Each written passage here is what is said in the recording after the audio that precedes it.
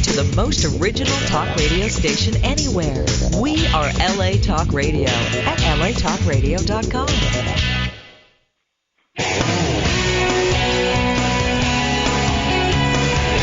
You're listening to Fouché Way with Brandon Fouché, right here on LA Talk Radio. Well, hello, and welcome to the Fouché Way radio show, live every Thursday at 1 o'clock p.m., a show sponsored by a nonprofit organization called Canine Hope for Improvement Program, where we hope to improve the quality of our dogs' lives by moving towards a no-kill society. The number here is 818-602-4929. If you have questions about dogs that you would like for me to answer, please call 323-637-7306. Now today we have two stories and four people who are involved. The first story is with Jaime Luna, who has two pit bulls. Jaime, are you there? Yeah, I'm right here, Brandon. Yeah. Now, Jaime, you're a very unique person, not just because, your personality, but also because of your physical handicap. Now, am I wrong when I say physical handicap, or is that the right way to say it? Sure, yeah, that's the right way to say it. It doesn't offend you? Is there another name or something? Well, I'm in a wheelchair, and I suffer from Charcot-Marie-Tooth, which is a neuromuscular disorder. Uh-huh. And that affects my extremities, like my hands and my legs and my feet. Okay. With that said, mm-hmm. my story starts about 3-4 years ago with my sister's dog, Easy. And what kind of dog is Easy? She was a Bichon de Frise mix. Okay. And I have always wanted trained dogs that I wouldn't have any problems taking them everywhere. And, I never had a dog of my own that it would really belong to me. Mm-hmm. And I used to have the mentality of most people have, believing tales about pit bulls and, the locking jaw stuff and the aggressiveness.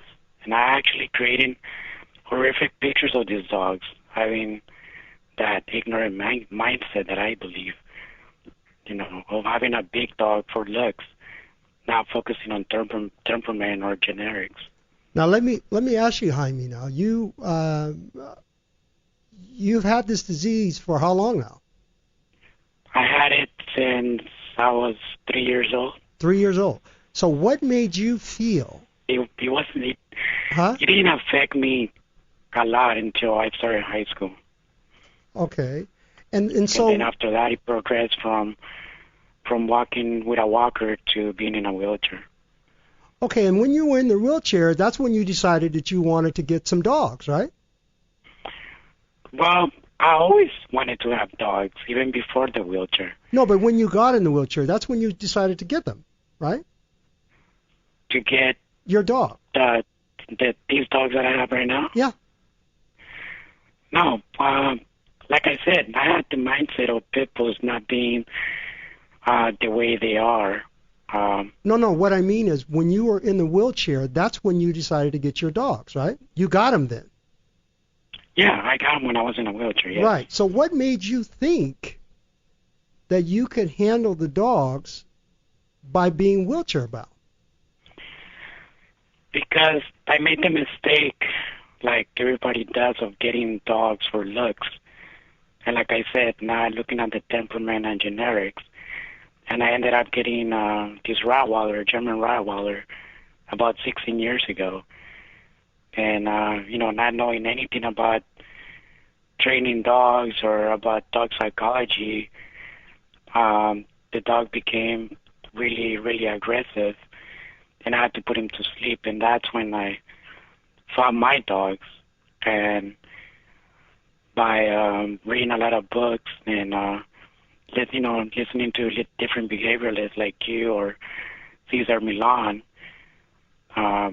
I was able to do things differently with these dogs. Now, look, you're in a wheelchair. How did you think you were going to be handling these dogs? I mean, with no legs. That was never a problem to you? You never thought about that? No, because I don't let anything stop me. Mm-hmm. And when I put my mindset into it, I complete it. And I really wanted trained dogs, so that was my purpose into looking into books before I got the dogs, so I would know what to do when I got them. So now these books were books that were written, designed around people that were in wheelchairs? No, not at all. I just focus on books talking about dog behavior and animal behavior, Mm-hmm. and but I never looked into people with wheelchairs. Now, did you ever have any problems with the dogs pulling you out of the chair? No, because like I said, I informed myself before I even got the dogs, and I learned how to control them, but with the leash, not to pass, not to let them be in front of me. Okay, all right. So you had them on the side of you then, right? Yes, Okay. either on the side or behind me. Okay, so now you came to me because your dog seemed to be having an issue with little dogs. Is that correct? Well, it all started, like I said, with my dog, with my sister's dog, Easy. My sister, she's really out of touch with animal behavior, which most humans are, and so she doesn't kind of believe about animal psychology or dog psychology.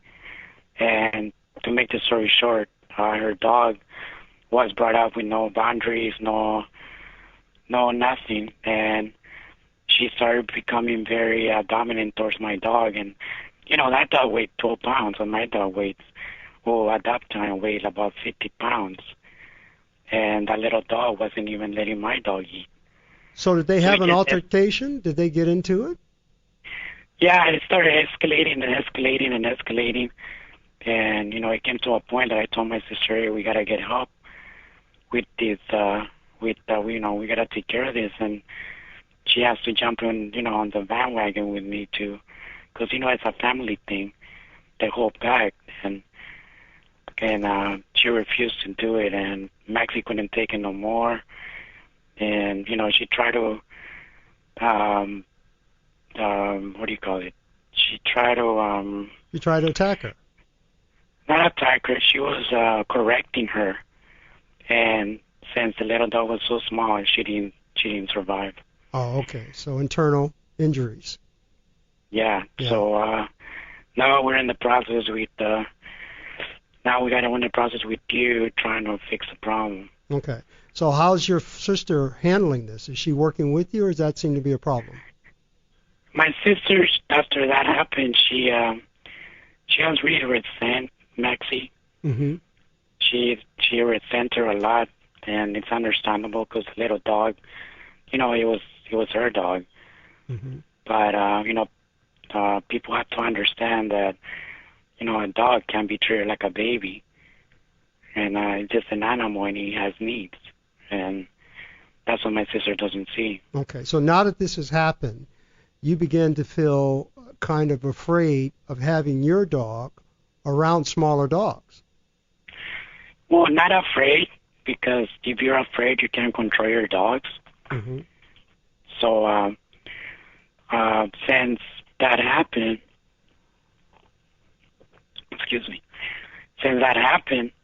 I'm not afraid, but I'm a little more cautious. Mm-hmm. But now that I've been taking them, around other dogs, like in your place when we drop them off every week, Max has been doing good, Mm-hmm. and no incidents had happened. So it makes me feel better taking them hiking, which I do every week, and I take them walking 4 miles a day.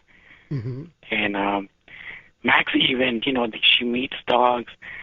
She interacts with little dogs at Petco and on the street, and nothing happens with her. Okay. So things are working out for you now. Yeah, things are working out now, and I mean, she never really went after dogs.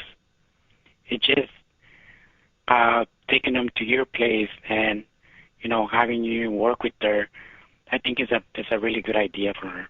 Okay, so a lot of listeners, they're like, wow, how do you take your dogs out? Because you've got 2 big pit bulls. Yeah, they're about 75, 80 pounds each. Exactly, and there are people out there with 2 legs and 2 hands that are having problems with their dogs. And I remember when you called me, you said, look, I need to learn how to discipline my dogs. Well, Brandon, if I can do it, anybody can do it. And we wouldn't be having all these tragedies with kids, which lives were cut short by ignorance and negligence, on behalf of our lawmakers, because all dogs should be trained and, and regulated with better laws towards owners, I think. Mm-hmm. And it's your responsibility to learn about what you have in your house and what means to have a dog with you. Well, now tell the people that, because look, you're coming from a person that's in a wheelchair and you don't have the accessibilities to use your hands. What would you tell those people? I mean, how are you getting these dogs under control? We talked about discipline and domination, but what would you tell the people that are out there struggling who have all of their limbs? The secret is a lot of patience. You can't be impatient with your dog. You have to educate yourself as much as you can before you even decide to get a dog. I train my dogs because my dogs are certified therapy dogs. I used to take them to the cancer kids. I used to work at Children's Hospital and the Shriners Hospital, mm-hmm. and a lot of other hospitals. So my goal, like I said, it was to have trained dogs that I'm able to take them anywhere I want and help people with them to show that pit bulls are not bad dogs. Okay, now let me stop you there. Let me stop you there. Because, there are people, the show is about dogs that are acting aggressive, and that's why you came to me, because there was an incident. But people need to know, how are you treating your dogs? I mean, how is it that you're able to control the dogs? Do you treat them like babies? Do you have them in the wheelchair with you and hugging and kissing them? Or what do you do? Well, that's what I was getting to. Like I said, a lot of patients, you can... The more you, a lot of patients, the dogs need to you have to automatically get help with a trainer, which I did. And it's a combination of dog psychology and training, mm-hmm. and because the training comes in place when they don't pass, they don't go in front of me. Mm-hmm. Or if I tell them in the hospital to sit and stay, or don't move, or some, things like that. Everything you do to the dog, it helps them realize that you're the alpha male in the pack. That's practically all I did. Okay. Now, were you firm with them, or do you show them a lot of love and affection, hugs and kisses and treats? This has to be what I did is it's a whole combination. It's discipline, exercise, and affection, which I exercise. And I did, they get discipline, they get exercise, and they get affection when they are at the end, when I see that they make their own decisions, and decision to do the right thing. Affection. But I don't sit there and kiss them and hug them all day, because that would, in my opinion, that's what's going on, damaging the behavior of the dogs. Okay, there we go. That's what I was getting at, because there's a lot of listeners out there that do a lot of positive reinforcement. And Jaime, you're someone that's in a wheelchair, that you would think that if anyone's giving affection and love to their dogs, it would be you. But you are dealing with the training, and you are practicing the dog psychology, and you are being firm with your dog, as well as showing the love and affection, but to a degree. Exactly. That's exactly what I'm doing. And that's the balance there. That's very important. And with that, Jaime, I wanna put you on hold just for a second, and we have Marla Trouser. Marla, are you there? Hello? Yes. Marla, were you listening to Jaime? Yes. Okay. I want you to put the legal twist on this in terms of service dogs and stuff, and we'll get into this much later on a program where we can really get into the laws, but he's in a wheelchair. Can you tell us some of his rights and, as far as working with his dogs and going places? Yeah, there are a number of laws. Access for public spaces and for housing and whatnot are regulated at the federal level under the Americans with Disabilities Act. Also, the Housing and Urban Development has rules of fair housing that provide access for people with disabilities or handicaps, whatever you call it, so that they can't be discriminated against and that their animals, service animals or assistance animals, can accompany them or live with them just like anyone else. And we can talk about all the details of it later. Mm-hmm. But now, let's say someone... It is regulated. I know there are a lot of people who are using their dogs as therapy dogs or saying that they're therapy dogs. I mean, can they be denied access places? I mean, what has to happen? Do they have to carry a piece of paper or something? No, you don't have to carry a piece of paper. But under the Americans with Disabilities Act, a service animal is one that is, at this point, has been pretty much narrowed down to just dogs, and is an animal that can perform a service for a person with a disability. In other words, it has to be able to do something specific. A proprietor of a business cannot ask for any sort of certification of training for the animal, but they can ask what function or what service does that animal provide. So you're saying like if Jesse, if he were to take his dogs to a restaurant, yes, what would happen, and what could happen? Well, if they could ask, and I wouldn't be surprised if they did ask, especially with pit bulls, whether those are service dogs and what service they can perform. In other words, and it has to be a fairly specific service. It can't be something really generic like, well, they keep me company. Okay. It has to be a service. For example, a seeing eye dog obviously helps the person see, or helps guide a person who can't see, and that it is pretty obvious. But it's not always obvious what the service is, and they are entitled to ask what service they provide. And something fairly specific, like if somebody is epileptic and prone to seizures, it's really not enough to say, well, my dog is a seizure dog. They would have to not necessarily even prove it, but they would say something to the effect that my dog is a seizure dog. My dog alerts others to seizures, alerts me to seizures. Makes me lie on the ground, stays on top of me, or fairly specific what the dog does. Okay, Jaime, have you run into anything like that? Well, my dogs are therapy dogs, which are really much different from being a service dog. Mm-hmm. So I can't really, put them inside the restaurants, because if they ask me if they're service dogs, I have to tell them no, they're therapy dogs. Mm-hmm. Have they ever asked you that? I'm sorry? Have they ever asked you that? Yeah, they have, because my dogs are so well behaved. Okay. And they are so well trained that people automatically assume that they're my service dogs. Okay.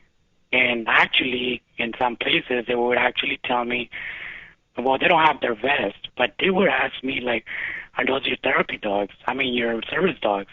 Mm-hmm. And I would tell them, no, he's not my service dog, he's my therapy dog.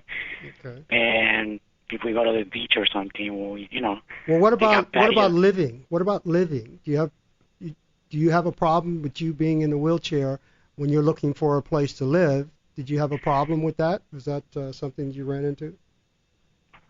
Well, I own a house in West Covina. Oh, okay. So you didn't have. So I don't have a problem with that. Okay. But I'm pretty sure if I was looking for an apartment or something, I can't. They're not my service dogs; they're therapy dogs. So okay. I would have to let them know that up front. Okay. Well, I want to end this by saying, I know you've got a problem going on with your sister, that we've got to get your two dogs together the three dogs together. Yes. Because you are going to have a problem here. Okay. And I know that, and I told her that already. Let me explain. That's why I want you to help me. Yeah, let me explain this to our listeners. When you have multiple dogs that live in the same household, and you are I guess the term is crating and rotating continuously, and those dogs do not get together, you are setting yourself up for a problem, because you are drawing attention to the dogs by them not being able to investigate each other. So I want to work with you. I want to talk to your sister, because I haven't had a chance to get together and help you with this, so that this little dog doesn't end up with the same fate as the other dog. Okay? Exactly. That's my goal too. Okay, so we'll get on that, and very nice talking to you. Keep up the good work. I'm so proud of you that you've got these two big dogs, and you're doing it. And that's what a lot of people need to know. I mean, if you can do it with no legs, like you said, and no arms, no hands, then people that have all their faculties, they should really be on top of it and learn as much as they can about getting your dog very balanced. So thank you very much, Jaime.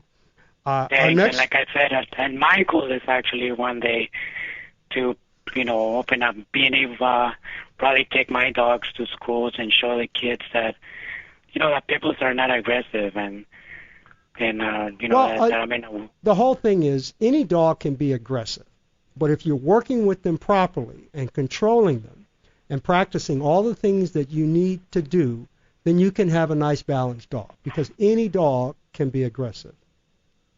Yeah. But thank you very much, Jaime. We will be in touch, and we'll get that problem solved. Our next story is with Jim and Jesse, and they're homeless. And if you remember Natalia, she was on our second show, who was actually paying it forward by helping Jim and Jesse. And Natalia, are you there? Yes, I'm here. Okay. There was a gentleman that actually introduced you to Jim and Jesse. His name is Steve, and Steve's on the line also. Hello, Steve. Hello, glad to be here. Okay, good. Jim and Jesse, for those, who are listening, I hope they've gone to our first Facebook page and took a look at the video of Jim and Jesse. And I want to get right into this story because it's pretty fascinating. Jim, are you there? Yes, I am. How you doing, Jim? I'm doing good now. Okay. Natalia, why don't you start us off? Tell us what's happening. Tell us about Jim. We want to know about his cancer. Just tell us the whole story because it's really fascinating. Well, I met Steve by complete accident in a hair salon because he's a representative for one of the lines that sells at the salon that I did my hair at. Mm-hmm.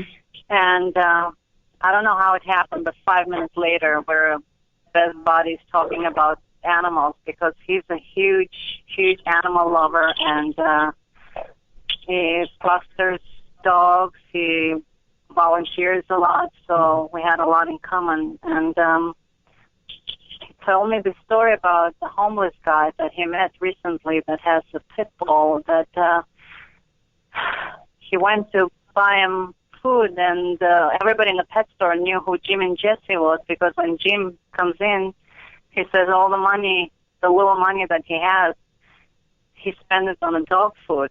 So, of course, the next thing I said, I want to meet this guy. Mm-hmm. I met Jim. All three of us became good friends. And very shortly after that, Steve called me. He was all emotional, and he told me, Jim's cancer is back. And I said, what do you mean? And he said, yeah, he had cancer, and it was in remission, and now it's back, and he's very, very sick.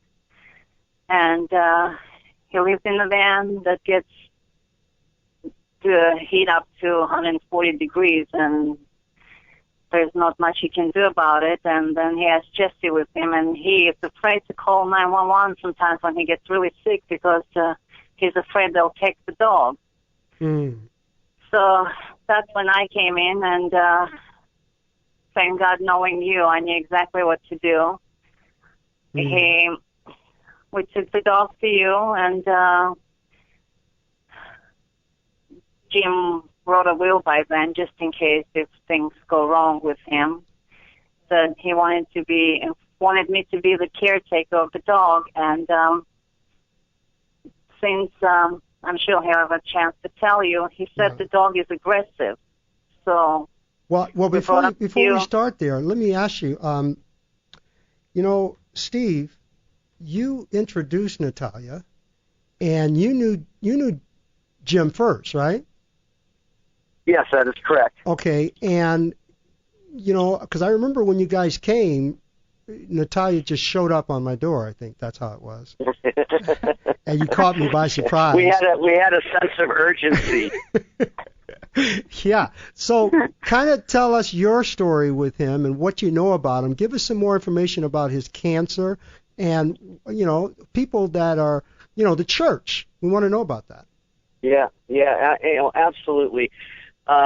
Just real briefly, my core values revolve around, animal rescue, and particularly dogs. I'm the kind of guy that has a leash and a collar in my car in case I see a stray dog running around. And I made a commitment just about 3-4 months ago, and it just goes to show you what a thin line things work on, that I was specifically going to focus on that when I saw someone that appeared to be homeless and had a dog, that I was going to go out of my way and do everything I can, which financially would be very little, but everything that I could to assist this person's animal or dog.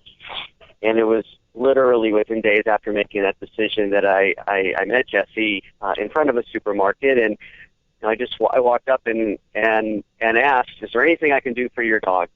And he said, "As a matter of fact, there is." And so we became kind of fast and furious. But as Natalia said, the first step was to get the dog plenty of water and new bowls and toys and food. And I went across the street to this PetSmart where Jim frequented.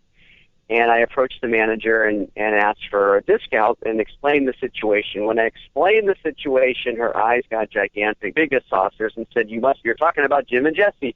And I'm like, "Well, how do you know that?" And they said, "Well, when Jim does get the small amount of aid that he receives on a monthly basis, he's in here spending, we have to tell him not to spend everything because he needs to save a little for himself, to feed himself. But so he was spending everything he had on his dog, and I just fell in love with this guy that I didn't know very much about." Mm-hmm.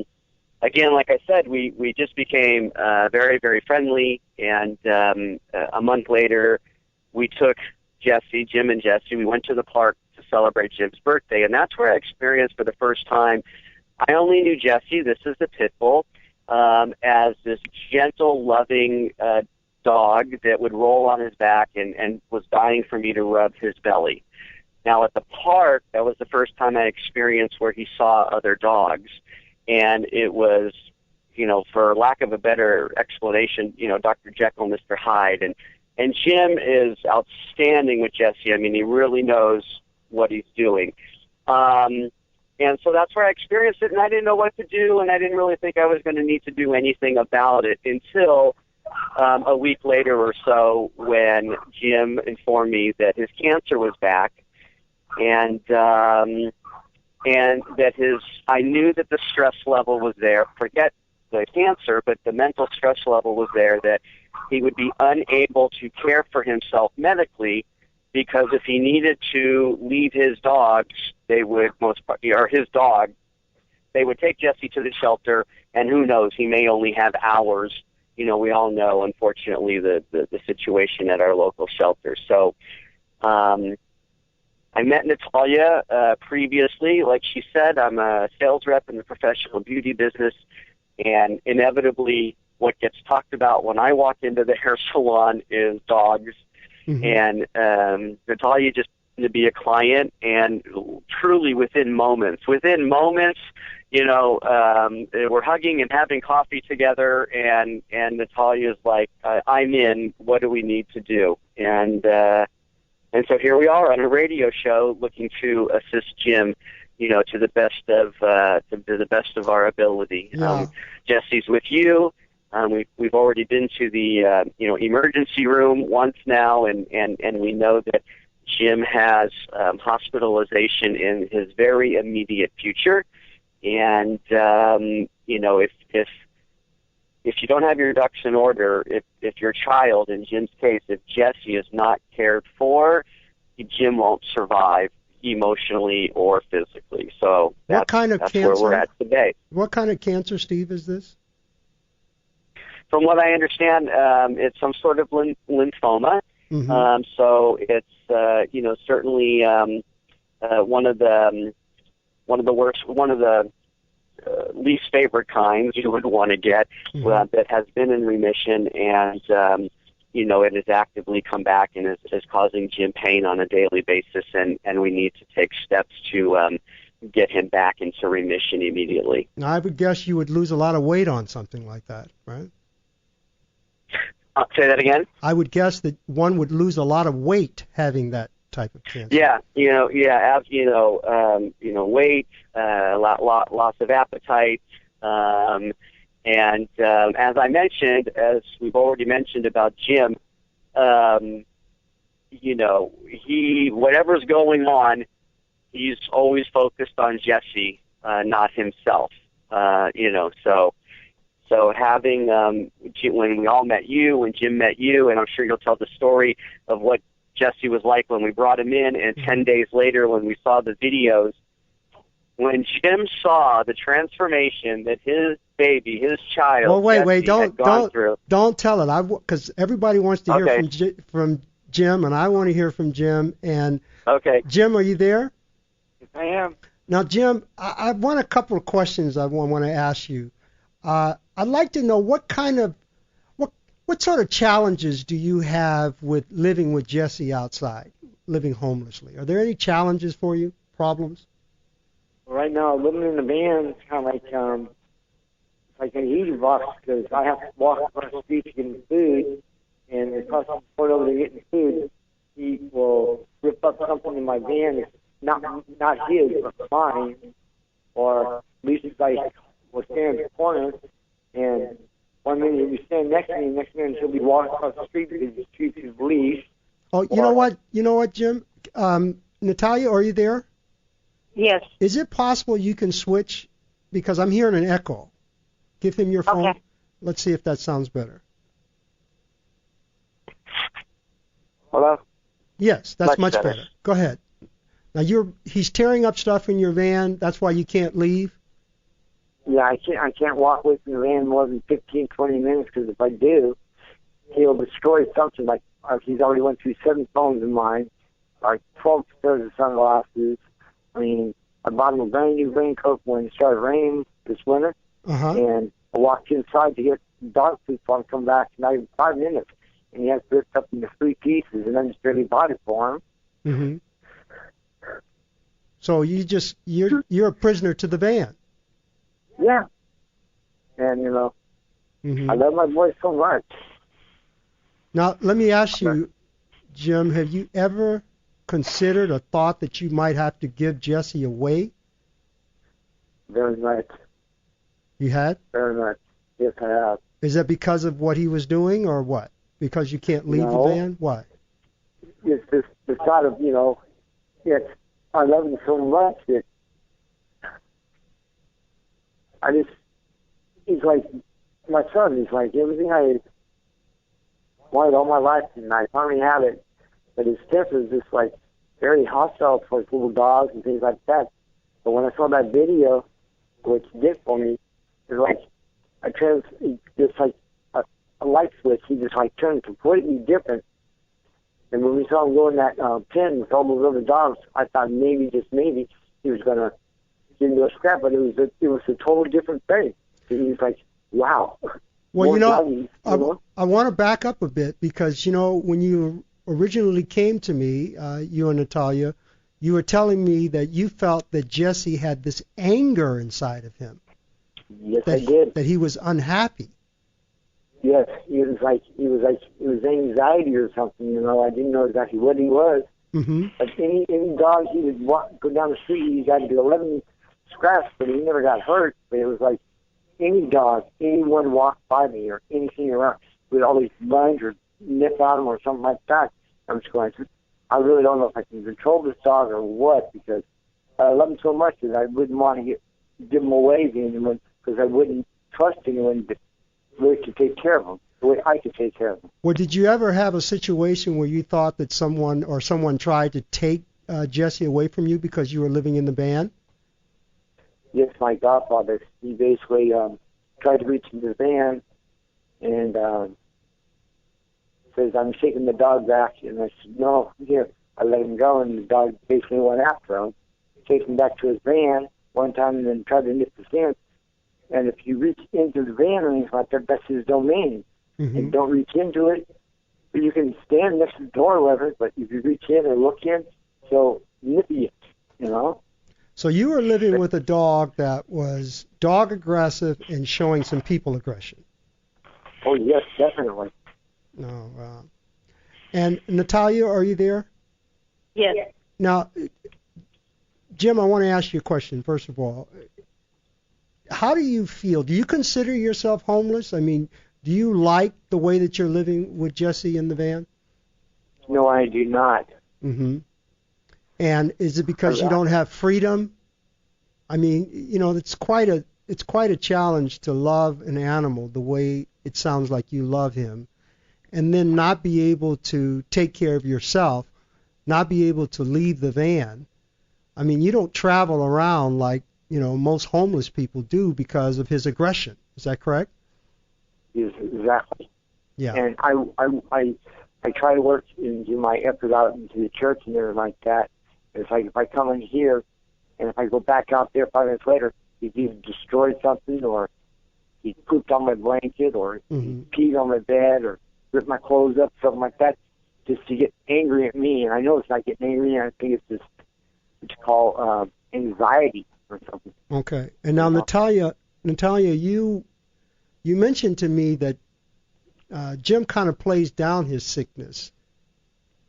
Yeah. You want to explain that to me? Because, you know, that's important. I mean, a lot of people, even though he's homeless, a lot of people may not know that because, you know, Jim is walking around sick. Yeah, and he's in a lot of pain, and I watched him every time even Jesse jumps on him, he screams a little bit because it hurts his bones, but he won't say anything, and we a few times he got so sick that he needed a emergency, but instead he called Steve, who lives close by, because he was too scared to call him because he was scared of Jesse to be taken away from him. How Jim, yes. How much do you weigh now?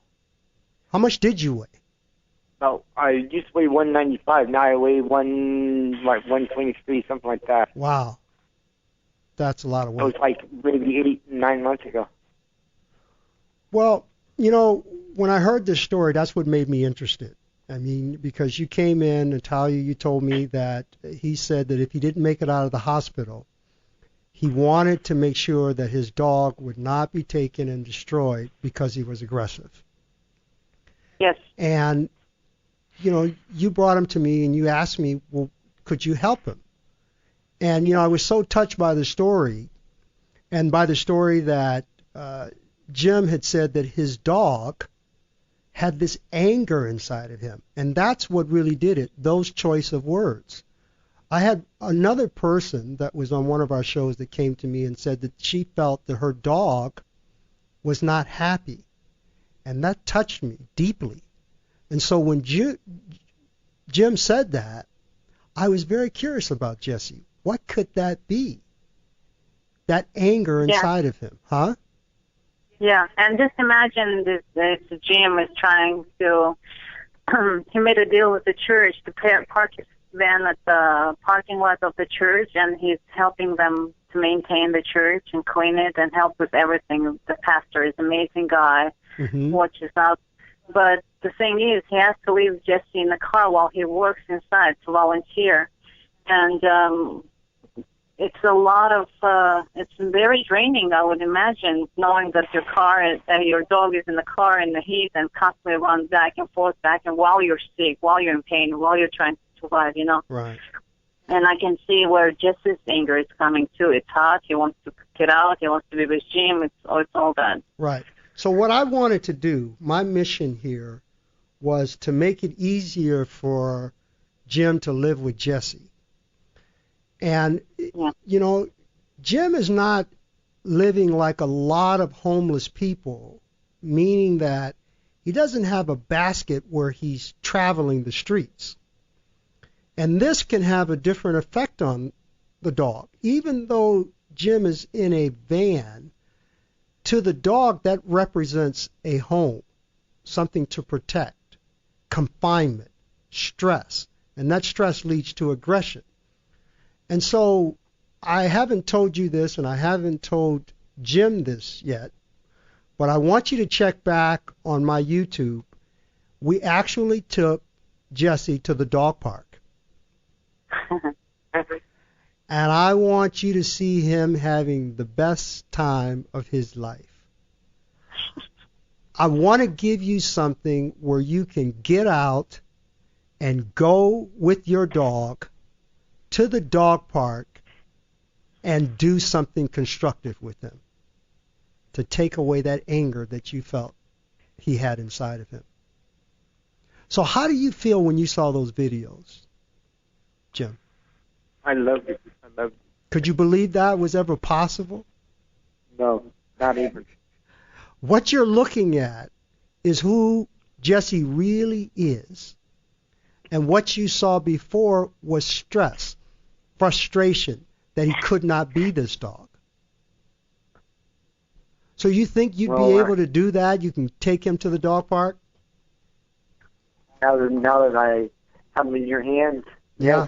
You basically transformed him over. Yeah, I'm going to show you. I never could have. I'm going to show you everything. I'm going to keep you right on top of things. You got a wonderful dog there.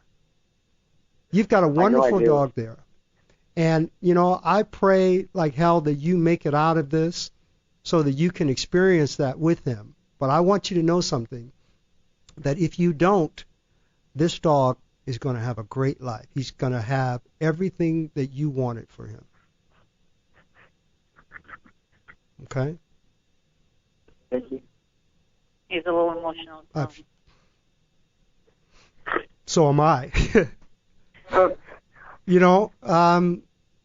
This is there's a lot of people out here like this, and Natalia and Steve. You come together, you pay it forward. That's a lot of love there. And when she basically offered this and everything like that, the help and everything like that, it's like this can't be happening because all my life basically, how would you say it, going downhill? Say what? I've been going downhill, and since they came into my life and everything like that, and you came in, everything's just been coming up roses. Well, we want to help you some more, Jesse. That's why we're doing this. We want people out there that are listening. We want to help you. I mean, I would love to see you in a place, to get out of that van that's 140 degrees, to be able to go to the park, to start living. You're a vet too, right? Yes, I am. Yeah, and I understand you've been shot. Yes, I am. You're still here. And we want to help you. And we want to know what you need. Natalia, please tell me so that I can tell our listeners so that we can help them from a standpoint of the nonprofit to get Jim things that he needs, to get Jesse and to continue him in the lifestyle that we want them to be living in, for the rest of the days that he's going to be here. I can't tell you how much this would mean to me, and I'm sure to Jesse, to make this happen. And we're asking people to go to the Facebook, ask questions, find out what you can do, the Fouché Way Facebook, and let's help Jesse. Let's help Jim. Natalia, you've paid it forward. I mean, you've done a wonderful thing by bringing him to me. He's touched my life, Jesse's, and I was very intrigued to do that. And Steve, I met you. You're a very, very nice person. I'm so happy that I met you. And I definitely want to help him. So I want you to tell us what you need. Natalia, do you know what he needs? I mean, what's happening? Well, Steve, do you want to tell him how we're trying to figure out? Yeah. I mean, it looks like with assistance, through the church, and what's I the name of the church? I'm sorry. What's the name of the church? We want to know. Calgary, the Calgary Community Church in West Hills, California. Okay. And as I mentioned, I mean, I met Jim about 90 days ago, and we talk multiple times per day. So that's just the kind of guy that Jim is. Mm-hmm. The relationship he's had with the church for, I mean, I don't know how long. I'm guessing it's been a long time, but 8 months.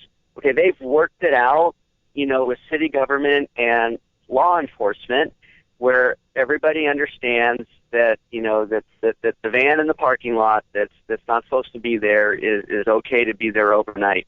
And they've given Jim documentation, in case there's a problem, that shows that he's a member of the church and he's a person of employ, not financially, but you know what I mean, with the church. And so if we had the two pastors from the church on the call, you would be hearing the same kind of thing about the type of person that Jim is.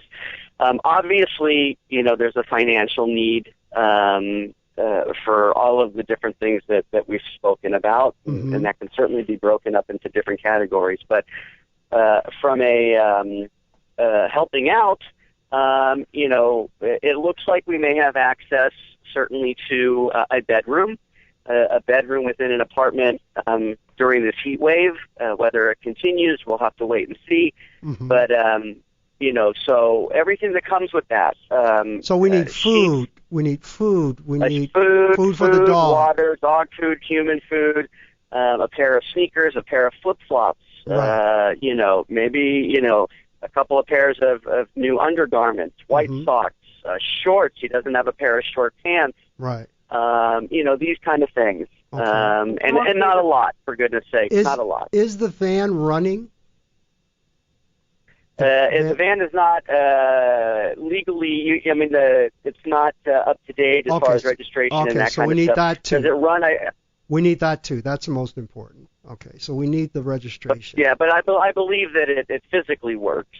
Okay. And then that would have been the priority. Mm-hmm. But now Jim's health has overwhelmingly become the priority more than getting the tags for the van. Well, the one thing is that Jesse's taken care of, which is going to give Jim the ability to do what he needs to do with the help that maybe our listeners or we can help him, so that he's not worried about him right now. And I really want this to work for him. I mean, he seems like Brandon. Yes. Natalia? Yeah, and really fast, just wanted to tell you, my main concern with him was to just imagine, I know it's only one case out of 1,000, but today I know Jim, so I'm helping him today. But just imagine having this kind of pain, having cancer, and he has to go to specific hospitals. We don't even know how much they cover the treatment, but there's some vet programs and that I'm not very familiar. We're looking into it, and but he has to switch buses and drive from here to UCLA, and I don't know, it's further than downtown from West Hill. Mm. So, wow, West Hill. It's after and getting chemo done and getting in the bus and driving back, and it's like, oh, so even anything financial with transplantation, all kinds of stuff, because this guy needs help, even going to the hospital and coming back. Well, we're asking our listeners if they go to the Facebook, they can post things. If they want to help, they can give donations. Please go there. Let's help Jim. You were going to say something, Steve? I was just going to say, now that we're, into the nitty gritty and I'm not going to open up the can of worms about, our medical care, in our country, but, that's what I'm working on now, is finding out where Jim stands and what's available to him. And I can just tell you that, the red tape is a disaster. And, but aid needs to be cared for. So whether it's transportation, certainly prescriptions, no matter what resources we get his prescriptions through, there's always co-pays. And I've been with him, and we have to make a decision. Well, do we get this medication or that medication, because we can't afford both? So, if people are willing to chip in, so to speak, or help out financially, through the nonprofits, knowing that, the money will go where it's supposed to go. This stuff is expensive. And so we have, housing, transportation, co-pays at hospitals, and medication. And so these are the things that we need money for. Well, we've got people to make sure that gets done. And I know Lori from Downtown Dog Rescue is waiting for people that want to help. She knows how to help this type of person, Jesse and Jim. And, we just want to put it out there. And I'm so happy that I met you. I'm happy, Jim, that I met you. I want you to continue to look at the videos with Jesse, because I'm not finished with him. I want our listeners to watch him. And we will post those dog park videos up even today. So, Natalia? Yes, awesome. Brandon. Thank you for putting it forward, and thank you for helping Jesse, and you're a wonderful person. And I have to thank you and to everybody who's listening. You're just God sent to us. I really, really mean it. And I just wish people could see it before and after of Jesse's behavior and how they always blame the breed or the dog and everything else. But the situation or whatever caused him to be stressed, and now we saw what a loving and friendly dog he is. And hopefully people listening to this won't give up so easily on their dogs, the way I did and the way Jim did, and then a lot of people don't. Well, thank you, and I hope so too. And we'll keep going the Fouché way, and I want to thank everyone for tuning in, and stay tuned next Thursday at 1 o'clock p.m. for live entertainment about people that are real, with real problems, and getting things solved. Thank you for listening. Goodbye. Follow us on Facebook. Follow us on Twitter. Download us. Listen to us on your podcast. Thank you very much.